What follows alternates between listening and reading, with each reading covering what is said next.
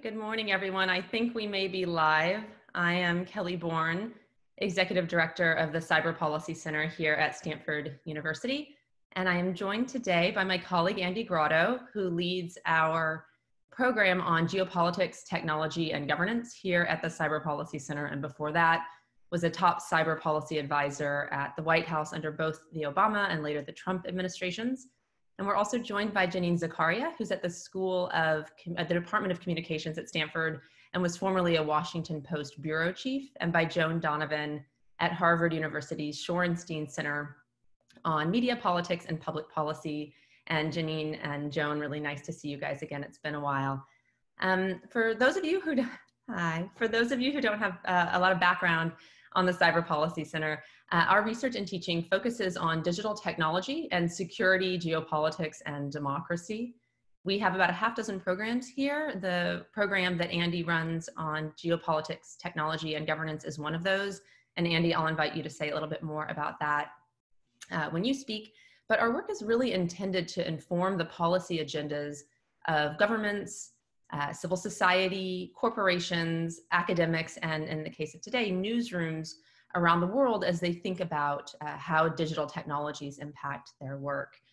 Today's webinar is an extension of an in-person event series that we used to host live on Stanford campus and have recently decided to take online and to expand the community and invite others to participate. We will be hosting these every other Wednesday at 10 a.m. PST. And I'll ask my colleagues to add a note in the chat box if anyone wants to be on the mailing list for that. We're happy to include folks. All of these webinars will initially touch, at least to some extent, on the coronavirus because, of course, it is really deeply impacting all of our lives. We're seeing some very significant research coming out on the topic and how it intersects with the usage of digital technology. And of course, we're observing a lot of opportunities in the use of digital technology right now, and also a lot of vulnerabilities in our system. And I think that the vulnerabilities and the opportunities that we're observing are going to have really significant long-term implications for how we think about policy relating to our online ecosystem, and also medium-term implications when it comes to the 2020 elections here in the US. We are already seeing a pretty significant impact of the coronavirus on our digital systems and on our media and information ecosystems. Newsrooms have been buried trying to keep up with the health crisis. Platforms have as well and have had less capacity to deal with other types of disinformation. Readers are increasingly relying on social media and online systems right now. We've seen, of course, the infodemic that the WHO has spoken much about. And 2 weeks ago, or rather 2 sessions ago, about a month ago, our webinar focused on that with colleagues from Stanford's Internet Observatory, looking at how Chinese and Russian state media disinformation campaigns have been spreading. And I think we can post a link to that as well for folks who are interested. And we have seen, arrests of reporters and social media users in Iran and Turkey and Thailand and all over the world, challenges related to how our digital and information ecosystems are being affected by the crisis. And then I would say beyond our online ecosystems, these webinars will also take a look, beyond just the information ecosystems to think about the stress that this is putting on our digital tech systems overall, server capacities being taxed, increased state surveillance of health, manipulative online pricing. We have seen many implications of how Corona is infecting our digital ecosystems that are going to have really long-term implications, I think, for all of us. I noted that a Pew report that came out, I believe, last week had noted cyber attacks as now the number 4 concern globally, almost tied with terrorism, I believe, and a couple of other concerns that we think of often being in the top 5, and we can share a link to that as well.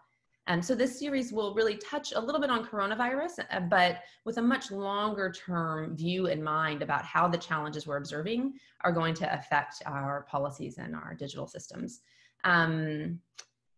2 more notes. I think these webinars will always be in collaboration with colleagues from other universities, and we have had folks from Princeton, MIT, Washington University. We have folks coming up from NYU and elsewhere. And just a couple of operational notes. We'll be recording the webinar, which I think everyone has seen, so that we can post this. Everyone is going to be muted, and we would really welcome comments and questions in the Q&A section. I'm going to do my best to try and moderate and view those as we move along, and we'll bring those up with our panelists. And then for today's call, we're going to start out with Andy Grotto, and he's going to provide an overview of the origins of the project. Then we'll turn to Janine, who's going to walk through the 10 top recommendations from their report and the newsroom playbook for the propaganda reporting.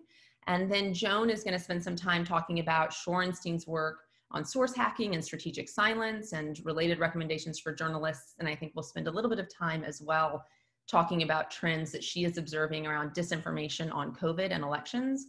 And then we'll have about 20 or 30 minutes for Q&A. So I will stop there and turn it over to Andy. Thank you, guys. Thanks, Kelly. Thanks, Kelly, and thanks for all of our listeners and viewers tuning in for our discussion this morning. So Janine and I have been participating in an information warfare working group here at Stanford for over a year now. The working group is led by Amy Ziegert and Herb Lin, both colleagues of ours at FSI, both at CSAC, the Center for International Security and Cooperation. And our experience in that, in that group, was obviously inspired by Russian interference in our election processes, and obviously, that being widely viewed as sort of the tip of the propaganda iceberg in an age of social media. How should we think about both policy and research around this new but not new problem? Janine and I think we're both struck in particular by some of the work that our colleagues from the psychology department have done on how people process information, how biases work, and how even mere exposure to information can cause the recipient to have that information stick. Janine hosted as part of this working group, a session on media. And coming out of that session, we both realized that we had a shared interest and concern about how news organizations had in the past reported on propaganda campaigns and their positioning to manage this problem into the future. Meanwhile, I talked to a lot of reporters, about halfway through this working group, I began, sort of by the way at the end of every conversation, by the way, how confident are you as a reporter in your ability to report responsibly on propaganda, and how confident are you in your organization in terms of that news organization's ability to manage this problem at scale and across the news enterprise.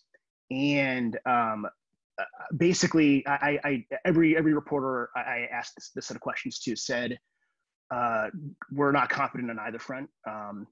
There's a lot of awareness of a lot of the great resources out there that have come out since 2016 for reporters, but I sensed a lot of overwhelmed reporters who kind of didn't necessarily know where to start.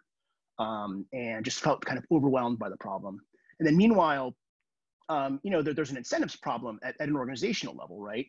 Reporters are under a lot of pressure to get the scoop, to be part of the conversation, which puts a premium on speed, but obviously going too fast risks cutting corners. And that's an enterprise, that's a management problem as much as it is a problem for individual reporters. And so to us, that pointed to the need for a playbook of easily digestible norms.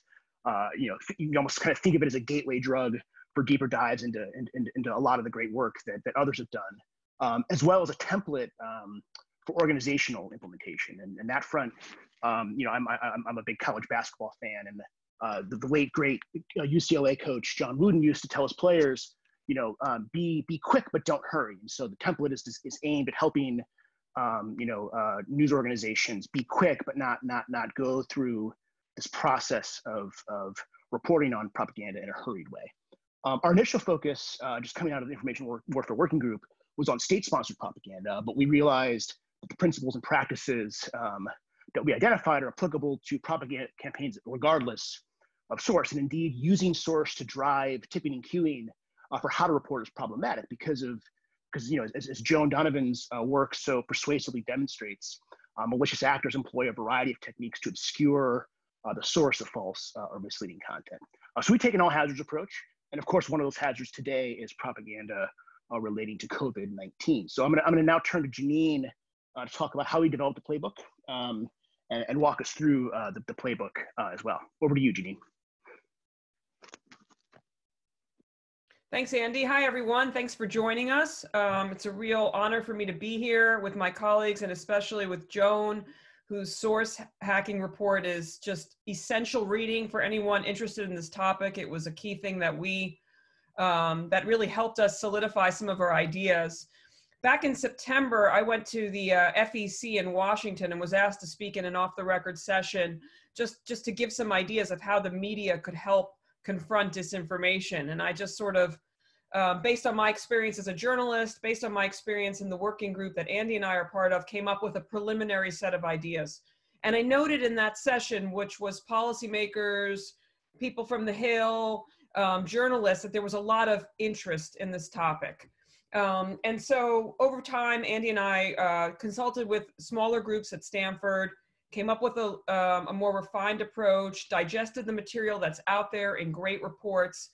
And then in February, just before the shelter in place, basically, we went to New York and DC and we road tested the initial draft at the AP, the New York Times, NBC, the Washington Post, and NPR. And what we found was sort of a combination of, we need this, we can't do this. So there was a lot of sort of, this is too hard, or you don't understand, but oh yeah, we need this. So I think there's a lot of consternation about the whole problem, which I think affirmed for us the need for a simple playbook, which we hope could then just at least give news organizations who are working under time pressures, who are in this competitive environment, something to rely on when something happens, like we just saw maybe now happening last night with the possibility of a hack of the Bill and Melinda Gates Foundation emails, the World Health Organization, and a laboratory in Wuhan. This is a place where we're going to show you maybe this could work.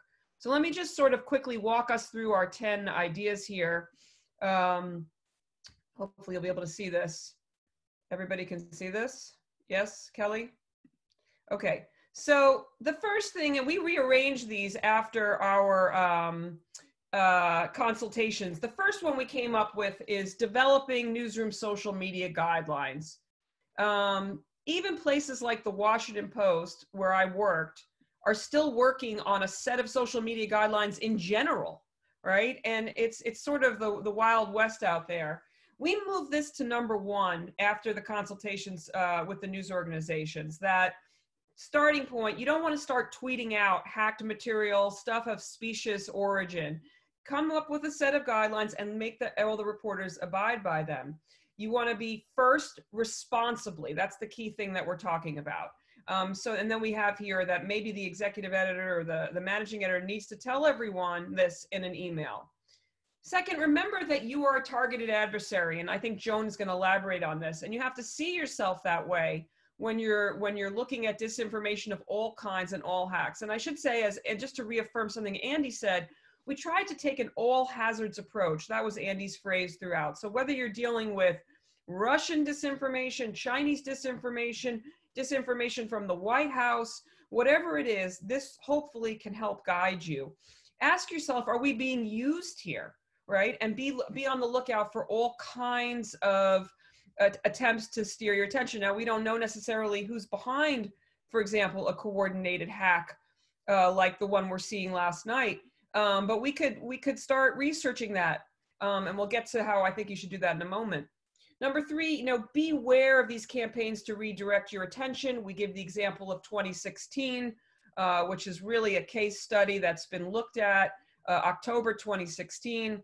Of the Access Hollywood tape, and then the drip release of John Podesta's emails. Doesn't mean you don't report on the emails, but you need to have a way to do it properly. One of the things that we talked about when we were at the Times was looking at some of the reporting from, well, I have one story in mind in particular. I happen to remember an October 10th, 2016 story about the emails, where at that point we already knew the Russians were involved in the hack, and there was not a single mention of Russia in that entire story. It was just a bullet point by bullet point elucidation of what was in the email. So, you know, okay, is that reporting responsibly on it? I didn't think so. Number 4 used to be our number 1, break what we call, or what our colleague Phil Taubman called, the Pentagon Papers principle. And this is really focusing on the why instead of just what. So why was this hack done? Why is this disinformation being put out? What is the motive of the person spreading it? And that is actually really the story that we need to focus on when we are living in this environment, when hacks are becoming so commonplace, especially a few months before such a critical election. So really, this is the main thing that we really want to focus on throughout, the why.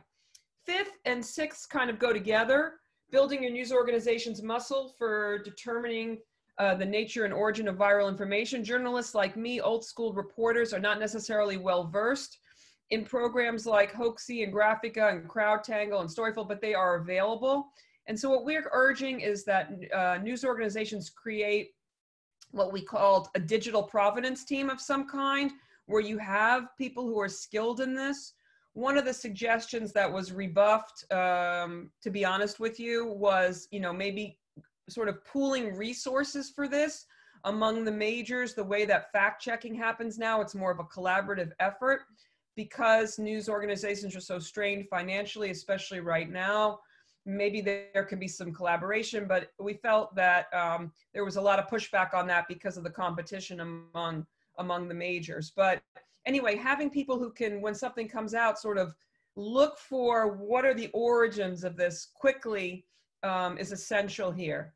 You know, and then being honest with the readers. There's a lot of talk in my world, in the journalism world, of how much do we need to talk about the source motivation in a story.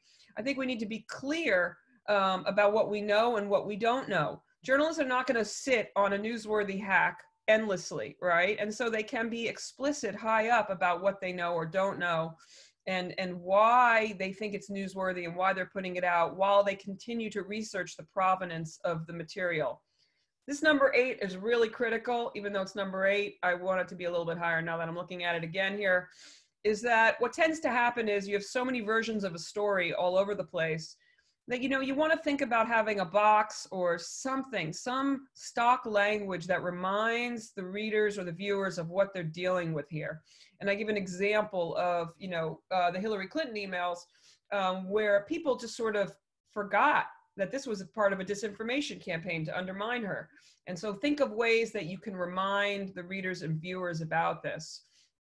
This issue of not linking to disinformation, we found that this is a norm that is starting to take place, the kind of norms that Andy said we need to create, that, you know, a lot of the majors that we talked to were like, oh, we're already doing this. We, you know, or they either know about no follow links, or they, because they read about it in first draft, or they know there's a problem with linking directly to disinformation, because then it amplifies it in search and whatnot.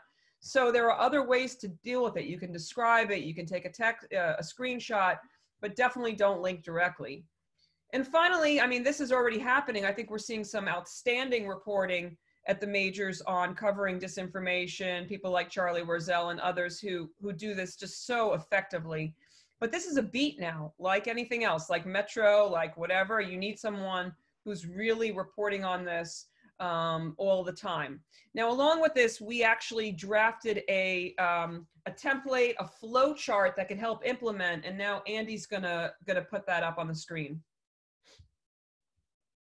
So let me stop my. Thank you, Janine. I'm gonna pop this up. Okay. All right. So let me just make sure that everyone can see this. Oh. So could we switch over? There we go. Okay. So I'm going to share my screen. Okay, can everyone see this? Great. So this, I'll be brief about on this graphic. So I'm eager to hear Joan's presentation as well. But we thought that it's not enough just to have a playbook. Organizations need some place to start when it comes to implementing the playbook at an organizational level. And so we took a crack at essentially this template. We call it a template because our expectation is that news organizations are going to have slightly different approaches to implementing something like our playbook, but we wanted to give them a place to start. We break it down into sort of essentially 4 phases that kind of follow the life cycle of a story, from when propaganda first appears to when the reporter is assigned a story, the story gets written, it goes to the editor, the edited story goes to the digital desk, and then it's published and promoted.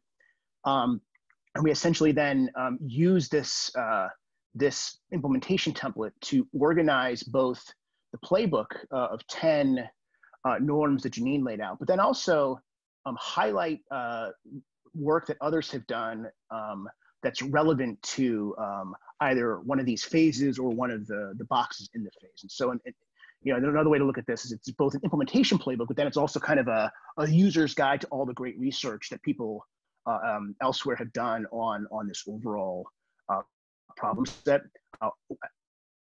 Happy to talk more about this in the Q&A if there's interest.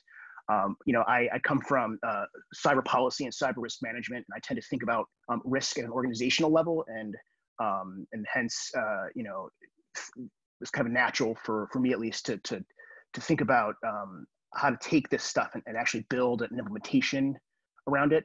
But again, happy to hear questions and comments on that if there's more interest during the Q&A. I'll stop there and turn it over to Joan. Excellent. Thank you so much. I'm going to share my screen as well. Hello, everybody.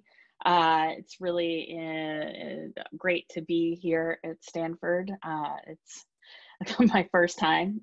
So it's really great to see everyone. And I'm looking forward to a lively Q&A. I'm going to burn through a few different examples of stuff that we're watching right now, and then give you a sense of some of the previous research, and I will try not to be repetitive of what we've been seeing and what we just heard.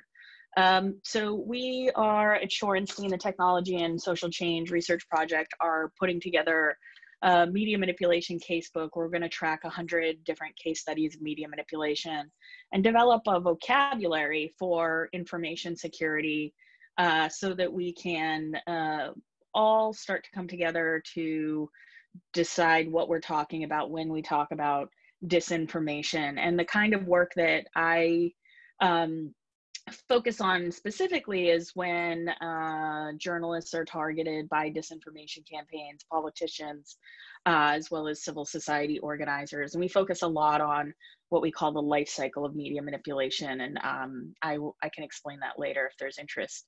But very soon we'll have the coming soon page together for the media manipulation casebook, and I'll be happy to share it around. So one of the things that we've been looking very closely at is misinformation about COVID-19. The first set of case studies that we started to dig into are around rumors of martial law.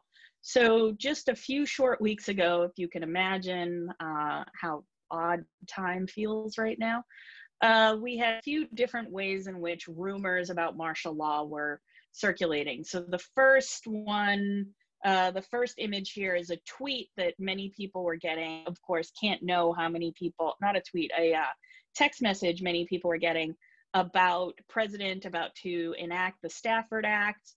And then in the rumor here, the text message invokes some kind of personalized authoritative knowledge by saying, just got off the phone with some of my military friends up in DC who just got out of a 2-hour briefing. The president will order a 2-week mandatory quarantine for the nation. Stock up on whatever you guys need to make sure you have a 2-week supply of everything. Please forward to your network. This is similar to the kind of research many people are doing on disinformation circulating around WhatsApp in other countries. And in talking with other researchers, we've actually figured out that this version of a text message had been circulated in several other countries with more localized information.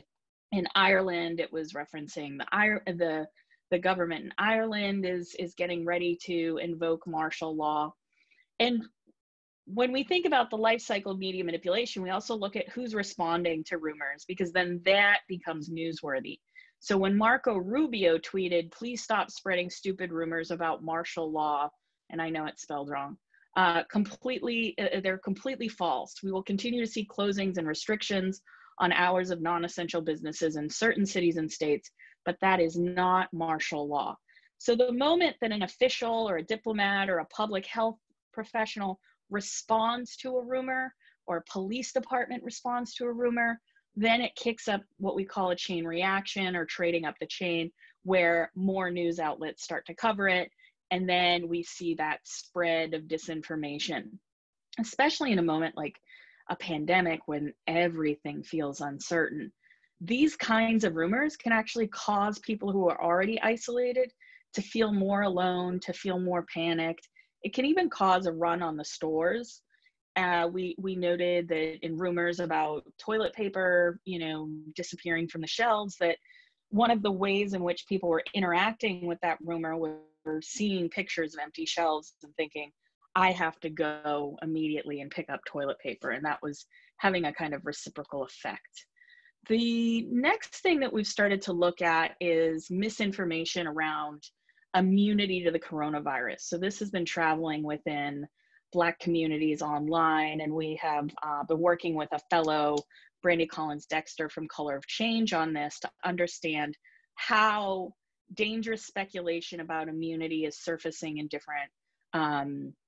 different communities of color. And so there were a few pretty prolific tweets that had started circulating early in March. One from Chris Martin Palmer's, an NBA player, saying, "Not making light of it at all, serious question, has a Black person gotten coronavirus yet?" And then another person on Twitter was tweeting, "Black people cannot get coronavirus," and responding to a bunch of celebrity tweets like Elon Musk saying that the coronavirus panic is dumb. So those kinds of speculation became even more interesting to us as we started to learn about the ways that platform companies were intervening on these tweets. And sometimes they'd take them down, sometimes they'd leave them up. There wasn't a lot of clear guidelines about what platform companies were going to do. The other thing platform companies started doing was putting up what's called an interstitial, or a little box above the information that you're searching for that says, here's how to get information from the WHO or CDC. Because Black communities were referring to coronavirus as Rona, misinformation was slipping through because of that key word had not been flagged in the system as something that they should also expand this messaging for. And so we are working on a case study about that with Brandy as the lead author, and I'm excited to share it in the coming weeks. Lastly, we've been looking at disinformation about COVID-19. So misinformation tends to be things that are circulating that are false. Disinformation tends to have a political bend to it. And so when we were looking at rumors about Joe Biden either being dead or having coronavirus, this leak forgery, this fake LabCorp test result had started circulating on Twitter. As well, people were making parody accounts of Jill Biden as well as of Joe Biden, suggesting that he had died. One thing that was interesting about our relationship with journalists is when they start getting pinged in the background by people who are trying to get them to pick up a scoop, they let us know. So a bunch of journalists were being sent this lab report in order to try to engender or create a situation in which a reporter would then report this false information out. So why does that all matter? We're going to see a lot of misinformation. We're going to see a lot of disinformation. It's going to come in many different forms. But what should we be thinking about as we search for timely, local, and relevant information on COVID-19? One of the things is that you should avoid sharing rumors and speculation and cross-check, double-check, triple-check where your information is coming from, just so that you maintain your own credibility within your networks. We see a lot of what my colleague who Misinformation Review talk about is just in case sharing. So this idea that you would share something just in case that someone else hasn't seen it. So the martial law rumors, it can't hurt. There was also a really interesting chain email that had been going around saying it was from a Stanford hospital, and that if you just drank a little bit of water and held your breath for a little while, you could self-test at home. Of course, that's not true, but because it wasn't obviously dangerous recommendations, people had been sharing it thinking that these are just in case ways of sharing and maintaining the health in your networks. But you have to be really careful about your credibility in this moment. It's different from just staying up all night debating someone on the internet. The other thing is that we've been studying is this notion of strategic amplification, and I can circulate a paper that Dana Boyd and I wrote about this. And I'm not going to go through the whole slide here. I'll provide the slides in the chat.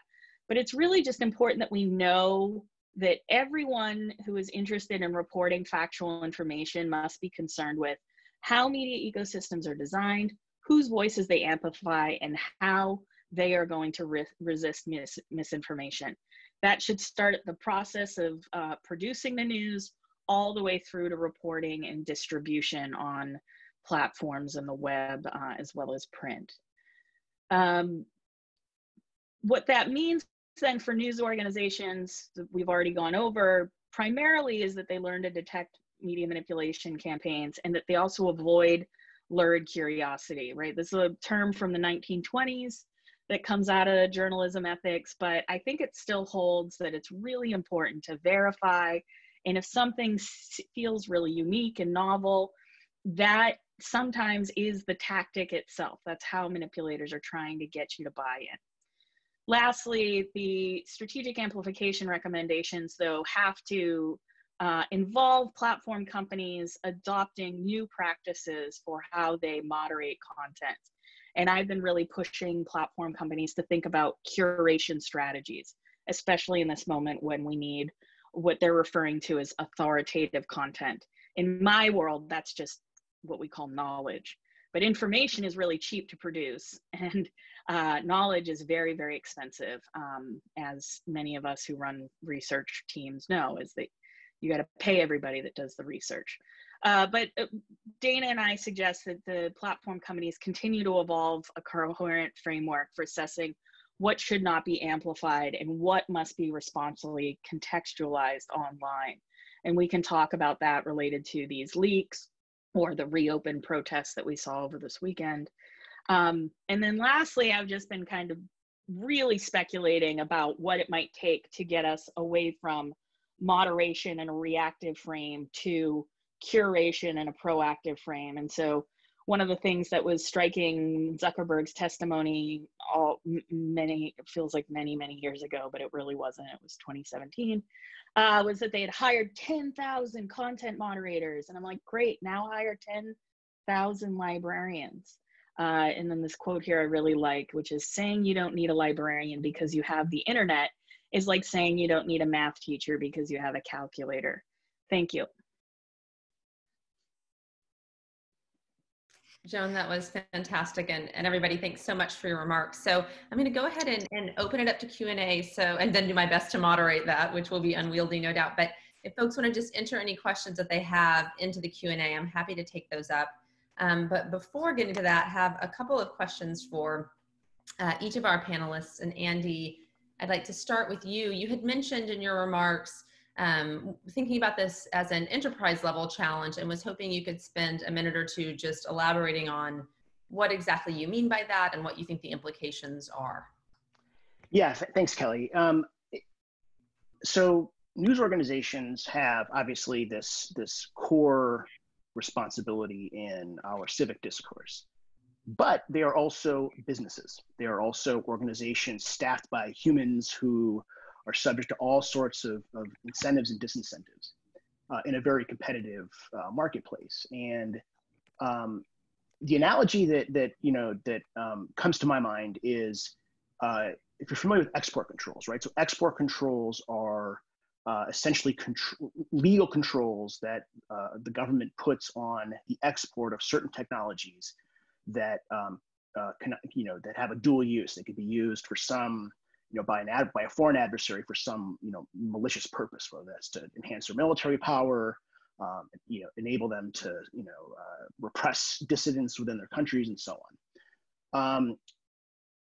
The controls apply to businesses, to organizations. Organizations, if you think about, the incentives, and this is an analogy, if you think about the incentives that the salesperson, right, at a company that makes a sensitive technology faces, like their incentive is to sell. That's what they're in the business of doing. And yet at an organizational level, like it's the organization that's on the hook for violating the export control law. And so what ends up happening is organizations that sell and export sensitive technologies have to build within their enterprise essentially a compliance mechanism to ensure that incentives are aligned, so that when the salesperson has this incentive to sell, there's a speed bump before they ink the deal that actually says, okay, like at an enterprise level, is this an appropriate sale or not? And I think about this propaganda challenge for news organizations in a somewhat similar way, right? There needs to be a compliance plan in place. Now, news organizations already have a variety of standards that cover other, many different dimensions of news reporting. Oftentimes they're written. Something like that needs to happen here. But the written standards are reflective of norms, right? That took, in some cases, decades to emerge, and we don't have decades to wait. And so what we're hoping for is we take, you have norms like what the norms that Janine laid out in the playbook. Then if organizations actually build an implementation infrastructure for ensuring that the organization abides by those norms can grow. They can become, socialized, not just within a particular organization, but across organizations, so that these become second nature to reporters. And I think one interesting reaction that Janine and I got in talking with some of the news organizations was, initially, several of them mistook what we were arguing for about the importance of norms and having a plan in place as well. There needs to be a conference call among the majors before they report on a story. No, that's not what we're talking about. We're talking about norm entrepreneurship with organizational level leadership to push that norm entrepreneurship. And a great example of this norm development in action is, among the majors at least, none of them reported the name of the alleged whistleblower for the Ukraine call. They didn't hop on a conference call, and decide this together. They came to that judgment independently. And it's that kind of normative consensus that we hope to drive towards with our report. But that kind of normative consensus doesn't come without the kind of enterprise level organizational leadership. Janine, I don't know if you want to say anything more about that. I think you covered it, Andy. Thanks. Great, thank you both. And then Joan, I'd love to turn to you and just ask, you mentioned in your remarks that the platforms could stand to take a more proactive rather than reactive stance and think a little bit more about knowledge and authoritative content. And I know we've seen, Facebook and Google and LinkedIn and Microsoft and Reddit and Twitter and YouTube recently issue a joint industry statement about how they are working closely together to elevate authoritative content and combat fraud and misinformation, and that they're coordinating with government healthcare agencies around the world and have invited other companies to join them. I understand from colleagues at different platforms that they're really relying more now on automated tools, which obviously runs the risk of sort of more false positives, given our free speech concerns that might be problematic. We also see Facebook shifting a lot of resources to monitor suicide and self-harm, that is sort of taking resources away from what could be focused on disinformation campaigns related to Corona or the elections or other issues more broadly. Google doing a lot of work to take down disinformation, Twitter broadening its definition of harmful content. And so I'd be curious just to see how you're thinking about how the platforms have responded, what more they could be doing, and also how you think about their responses to COVID differing from how you might like to see them responding to political content. Some people have made a really clear distinction there and others less so. So would be interested in your thoughts. Yeah, great set of questions there. And I think, we first started to get some momentum behind a joint effort to stamp out white supremacist content after Christchurch. And so these companies did get, start to get in line on what kind of content that they're going to coordinate takedowns on, and how that was going to affect the overall information environment. And they take an approach to COVID that seems to be that COVID is somehow an exceptional space because it's health misinformation and it's not political. And yes, too, it is exceptional because it's health misinformation, and health misinformation does get people to change their behaviors very quickly. And so if you get misinformation that says zinc is going to cure coronavirus, like we saw with a recent Trump White House press conference, then people are going to start Googling it. They're going to look for supplements. The chloroquine example is the sort of canonical one. The moment chloroquine was mentioned on Tucker Carlson, there was a spike in attention to quinine, tonic water, and supplements around that. And so people were looking for these products. And so that kind of change in information seeking behavior that can turn on a dime around health right now is really important and really exceptional, but not unrelated to things that we've seen in the past around vaccine hesitancy and the vaccine movement, as Renee DiResta has sort of owned the field on, right? Really owned that subject area and does exceptional work. And now we're in this other moment where health information is becoming political.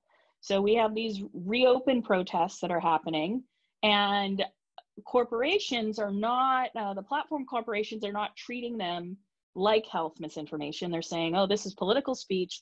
Everyone has a right to go outside and hang out with their friends and stand next to them if they're protesting. But what undergirds these reopen protests is health misinformation. The foundation that they're mask, it doesn't matter if you socially distance. This is a, socialist, communist, Democrat, you name it, plan to, shut down the economy and bring on a new world order, right? If you believe that, then going to these reopen protests it's a political stance and a risk you're willing to take on. And so getting them to understand the gray area of when health misinformation and political action starts to combine to create a dangerous situation is a new challenge that we have in the midst of all of this. And I'll say one last thing about that, because I am very concerned that people are starting to organize around May 1st as a reopen date. Especially protesters are starting to say that they are going to go back to work, or they're going to open their businesses on May 1st. And I don't want to see a situation in which governors have the only recourse that they have is to use police to clear the streets or to clear areas, because that could get very dangerous and very violent very quickly. And so I think platform companies have a different responsibility right now around curation that can then hopefully provide a model for where we go forward related to what we would call your money or your life questions about, specific internet content. And self-harm's another one that's particularly important, that we get it right when people are seeking answers. Joan, thanks so much. That was really helpful. And I want to come back to something you said in a minute. But first, I want to turn to Janine with a question, and then I'm going to open it up to start going through the Q&A and reading some of the questions there. Janine, your report and Andy's speaks a lot to the importance of provenance and attribution. And Joan, you've talked about that quite a bit as well. I have had, and this is, when we've thought about how platforms can best manage or moderate online disinformation, we've thought a lot, and I think Camille Francois just recently nicely formalized it in this AB framework of actor, behavior, and content.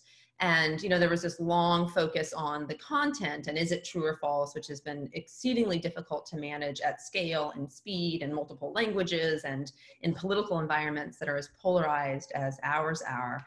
So there had been this movement towards looking not at the veracity of the content itself, but at who is the actor behind it, or what is the manipulative behavior that they are employing, be it the use of bots or trolls or something else that is indicative of a disinformation campaign.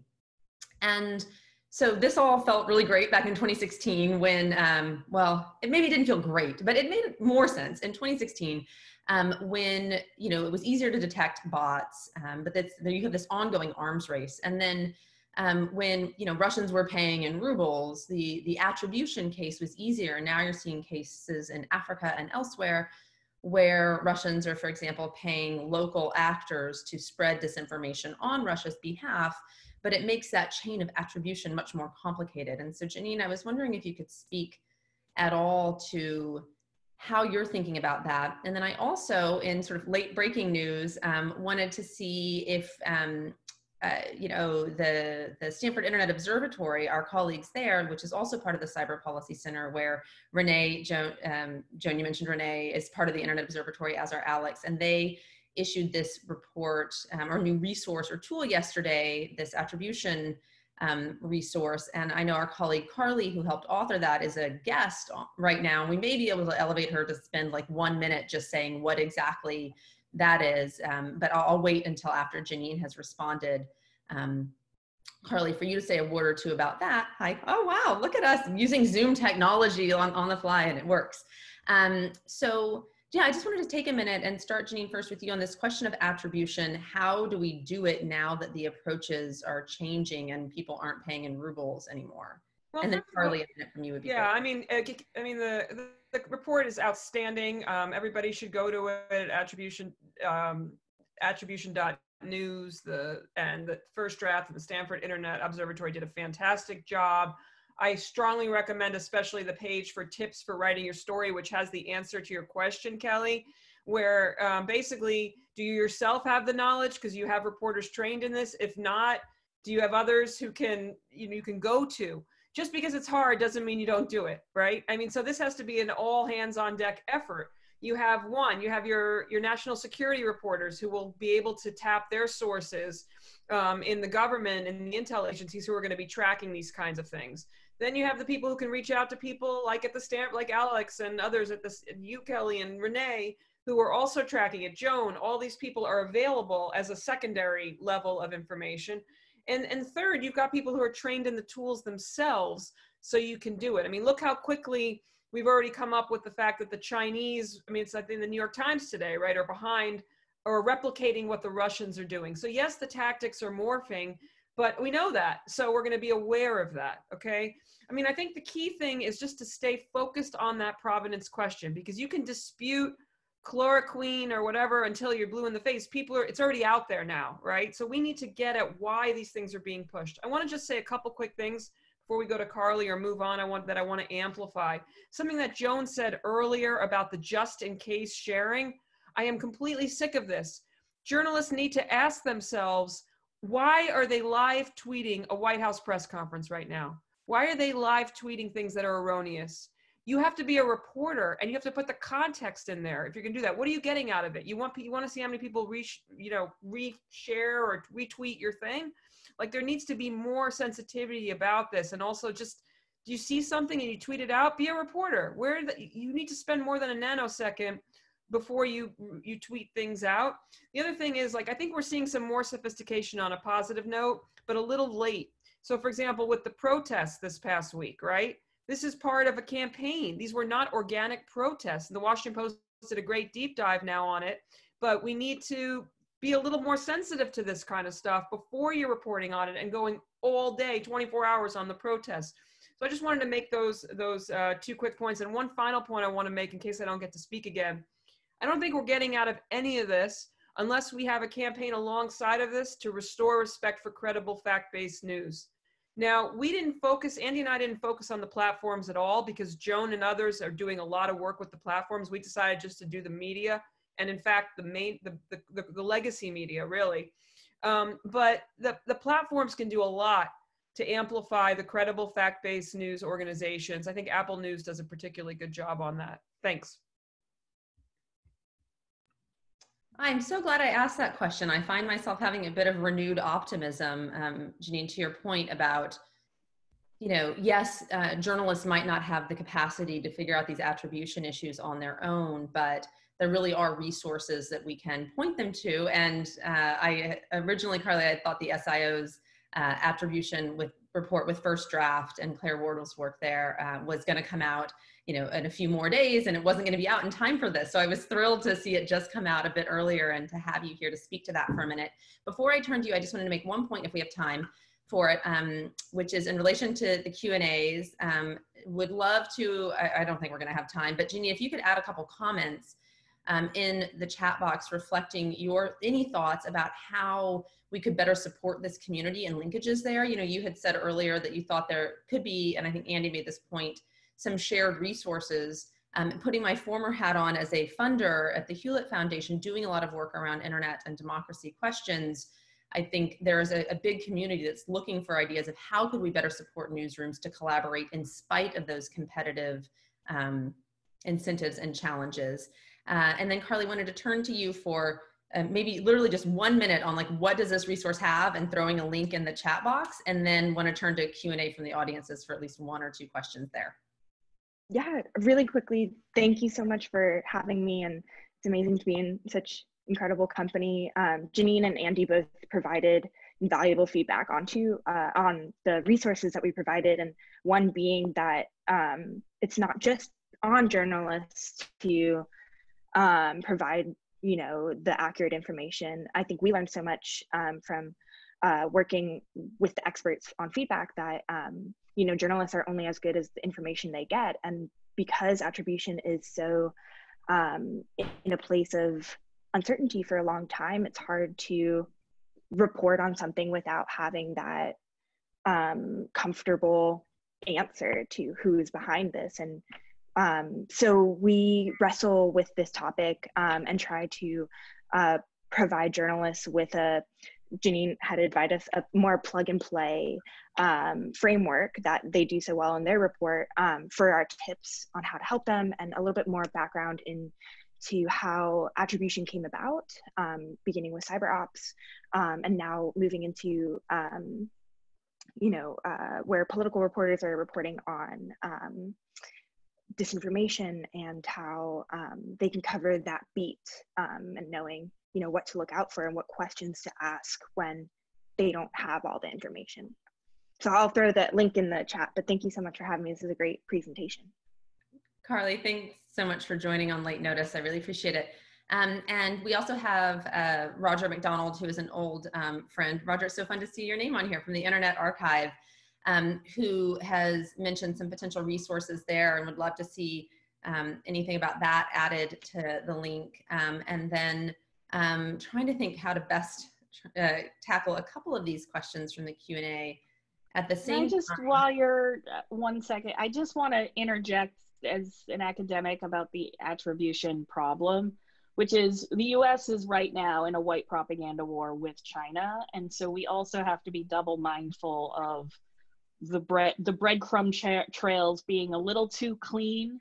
And so this is something that we saw in 2016 as well, where you're tracing something and it's like you start to confirm things, and you get so far down one path that you've convinced yourself that this is the reality. And so watch out for what we call hollow sourcing. So when New York Times is saying anonymous sources in X, Y, and Z say, just understand that you have to continuously check and recheck that, because we are in the midst of this white propaganda war that's going to go on for probably another decade at this stage.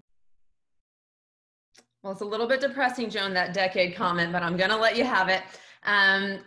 So we only have a few minutes left. If everyone can add any resources they think would be helpful to the chat box, I would ask Michelle to go ahead and post those in the Q&A that everybody can, the place that everyone can see it. I'm going to end with a question from our colleague Graham Webster on the early martial law rumors and how should journalists handle possibly really huge stories like this when the source is in a messaging war with the people that they're accusing? How does one assess propaganda about propaganda?